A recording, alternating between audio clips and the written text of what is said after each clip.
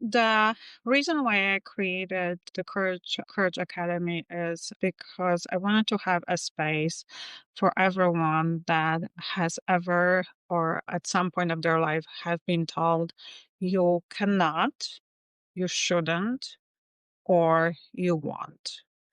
I know from my own experiences that these shoulds, wants are very heartbreaking, and I'm hoping that within the space of Courage Academy, we can collectively overcome that. The space is also for everyone who is incredibly successful by the society standards, but feels really empty inside. For anyone that has discovered that their greatest challenges has actually have their greatest gifts, and for anyone that is ready to share them. So here is what Courage Academy stands for. We, and when I say we, it's the collective we, because this is so much bigger than just I. We believe that courage isn't the absence of fear. It's feeling the fear and creating anyway. And I know that we're all capable of actually being courageous and taking the courageous steps. We believe that vulnerability isn't a weakness, that it's actually a birthplace of innovation, creativity, and challenge and change. We believe that you don't need a permission to be who you are. You just need to practice. We believe that connection is actually happening between this in the space between me too and I see you. Thank you for joining, Nira and Kathy. It's great to have you here. The three guiding pillars of Courage Academy are courage to create, which stands for your life, our lives are masterpieces, with masterpieces that allows us to write it on our own terms, write it with our own voices and in our own way. The second is a courage to connect, because real relationships require real conversations, and they require for us to show up authentically and show up when it is uncomfortable. And the word authentic and vulnerable sometimes feels like it's being misused. However, I still strongly believe in both of them. And I still strongly believe that when we do show up authentically from our heart, from our soul, then we can deeply connect. And the third pillar, the Courage Academy, is courage to be. So, in a world that is obsessed with doing more, achieving more, and producing more, we are able to practice the radical act of being enough, exactly as we are and exactly as we're not. Courage Academy is for you if you have achieved success, but you still feel like something is missing. You survived challenges that would have broken other people, but you are ready to transform them into service. You have something important to say, but fear has kept you quiet. You are tired of performing and hiding, and you are ready to start. And you believe that your struggles don't disqualify you, that they're exactly what qualifies you to help others. You are done waiting for permission and ready to give it to yourself. So, everyone that has joined me on the live, if you are ready to give permission, yourself permission to be courageous, just type in yes. Let's light up the chat, and I want to hear lots and lots of yeses. When you join the Courage Academy, here is what thank you, Avni. Here's what you will be able to experience. You will hear stories that will remind you that you are not alone. So, in the Courage to Create and Courage Academy, thank you, Better World, for your yes. We have real people that are sharing real stories and real struggles and real breakthroughs. There are no Instagram filters, no perfect endings, just honest accounts of what it looks like to choose courage. Thank you, Kathy, for your yeah. In the Courage to Create space, you will discover tools that actually work. Those are tools that I've perfected, I've mastered over the X 10, 15 years, and I use them every day and they do work. So the tools are your character strengths that actually amplify your talents, your mindset strategies that are rooted in neuroscience, and hard math techniques that help you lead, write, and create from your head and from your heart. Thank you, Nira, for yes. In in this space, you will find your people, your tribe, a community of others where when someone says, I am struggling, is met with me too instead of the judgment, where our messes are welcome and our questions matter. We'll practice courage together through challenges, conversations, and community support. We'll take the next brave step. And it's for you to decide what is your next brave step. It can be you might be struggling with a fear of public speaking, or you might be struggling with pressing the publish button, or you might be struggling with starting your next art project. It really doesn't matter. It's more about what do you need help, what do you need support with in your life, what do you need to build courage and the muscle of courage. So we as a community, we can support you. So the invitation is from me is that the world does not need another version of you that actually fits in. It needs the version of you that stands out, that speaks out, and that refuses to stay quiet. Your challenges are not the obstacles. They are the origin of your story. And each one of you has an amazing story to share, an amazing story to tell. This is a reminder that your struggles aren't weaknesses. They are your strength training program. And your voice isn't too much. It's exactly what someone needs to hear right now. I learned to walk when they said I couldn't. I built a life when they said I wouldn't. I found my voice when they said it didn't matter. And now I help others to do the same. Because you were born to create, you were born to connect, and you were born to be exactly who you are. And that's a reminder for you at the end of May 30th, 2025. So you can be present to the reminder for for the second half of this year. So how all of this started for me personally? I call it the space where courage meets the creation, and that started when I was 14. And a doctor looked me in the eye and said, "You will spend the rest of your life in a wheelchair." At that moment, I felt something inside of me break, but then I felt something else ignite.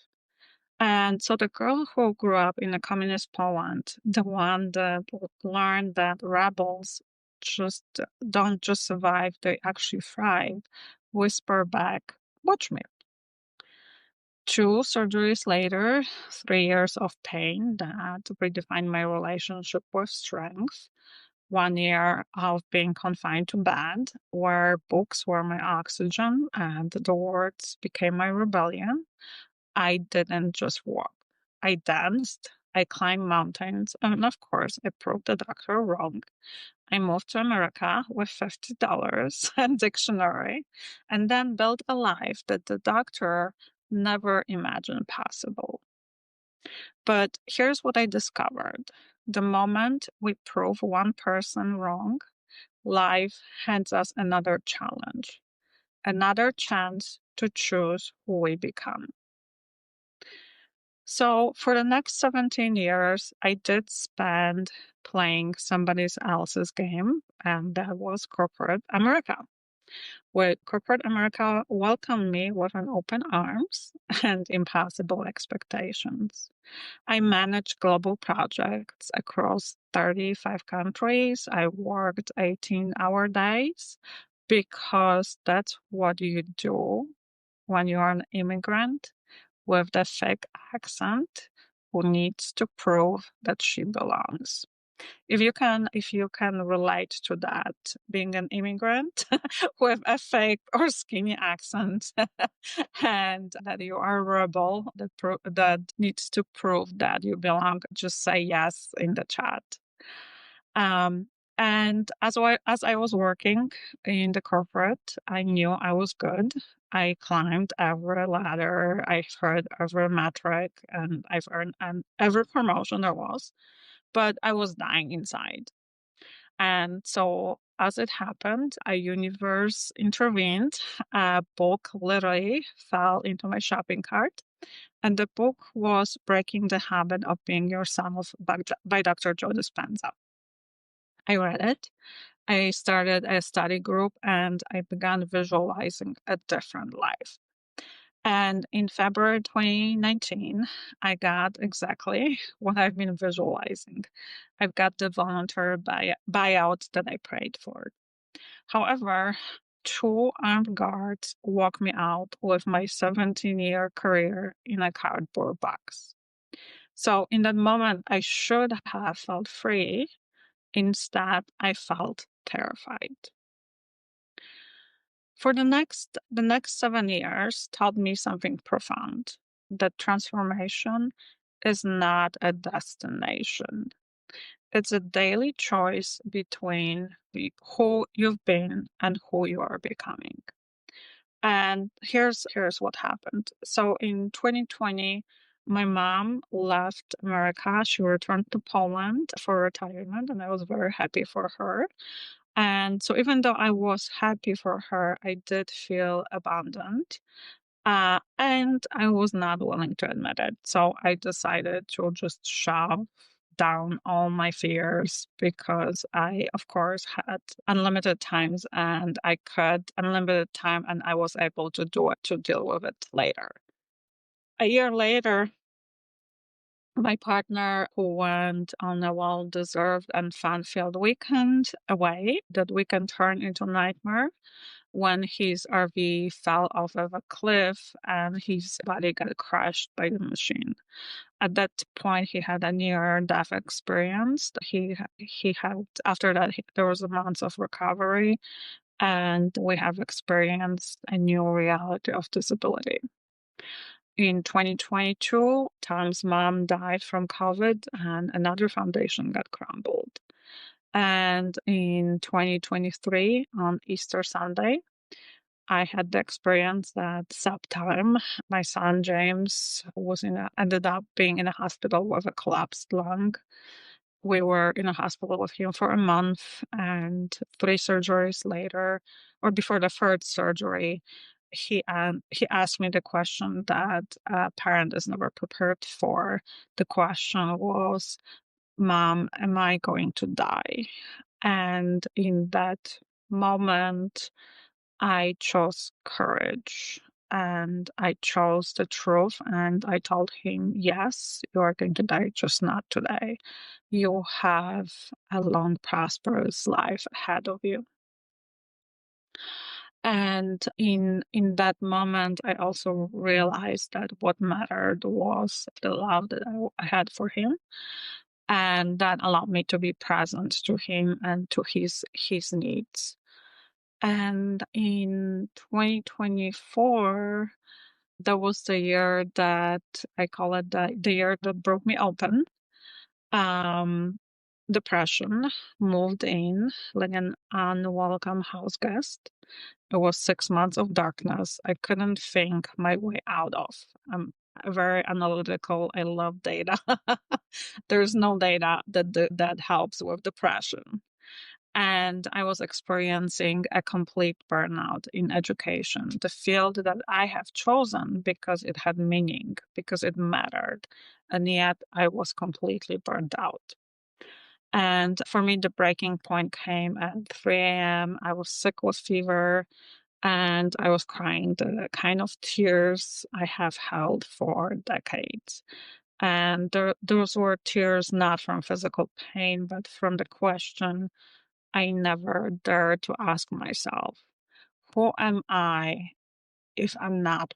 I was completely obsessed and focused on producing. And then in that moment it really hit me that I've been so busy proving the doctor that I could walk that I forgot to ask, where am I walking to? And in that moment of darkness, here's what I've discovered. Thank you so much, Evelyn. I'm so glad it resonates with you. And thank you for being here. In the moment of darkness, here's what I've discovered, that our messes become our messages. Our wounds become our wisdom. Our struggles become our superpowers. But only if we choose courage over comfort. Only if we choose creation over consumption. And only if we choose to show up as we are, not as we think we should be. For the past 2 years, I've written every single day. I have not skipped one day. And not because I had to, but because I discovered something truly revolutionary. The very thing that almost breaks me is often the thing that finally makes me. And this is why I created the Courage Academy. And here's my invitation for you to join me and join the community. And I have some super exciting summer camp programs coming. And as again, some of you may know, the greatest plans not always get realized. And it takes incredible amount of courage to move forward and admit that. So I had a beautiful plan, beautiful layout to introduce the summer camp for the Courage Academy today. And thank you, Nira. I'm so glad. And of course, life intervened. And yet, I decided that I am not going to hide behind my deadlines and hide behind producing. I'm just going to go live and talk about it because I want to make sure that I am actually modeling, I am demonstrating the courage live, raw, unfiltered, when things don't get done, when things go wrong or right. Maybe they went right. Because there is such a need for us to, at least for me, there's such a need for me to have everything prepared, everything planned, everything in the perfect boxes, that I think modeling and mentoring others and showing that it does not have to be perfect, that it can be honest and it can be messy, and that can be the best and most beautiful gift that I can give to all my members and to all my subscribers and to my all followers. And that's exactly what I'm committed to. So what you can count on me is me sharing the messes and me sharing behind the scenes. So this is behind the scenes what is happening in the Courage Academy world. And yet, as I'm sharing that, being able to remind myself and also remind everyone that we are perfect, we're whole, we're complete, and we are here for each other. So we can support each other in this journey with courage. And the courage looks very different for each one of us. Courage for Mary will look completely different than Courage for Mira, than Courage for Evelyn. And yet, they are all incredibly courageous acts. Sometimes it's an act of getting out of bed, just getting out of bed because you are so depressed. And sometimes it's an act of sitting or getting into your car and driving to work. Sometimes it is the courage of saying, I don't know. Sometimes it's the courage to say, I'm sorry when you don't want to. And sometimes it's the courage to rest and allow yourself and give yourself a permission to take care of yourself and truly disconnect from the world and take 5 minutes, 10 minutes, 15 minutes just for yourself.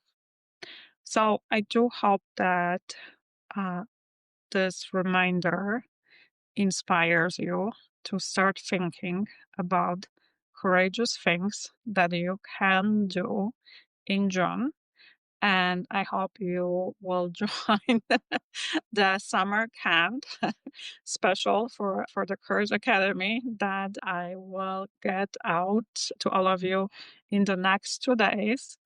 And I hope to see you as part of the community taking courageous action, whatever the action looks like, so we can all support you in this beautiful adventure that life is and these beautiful courageous steps and courageous transformations that will be happening for all of us in the month of June.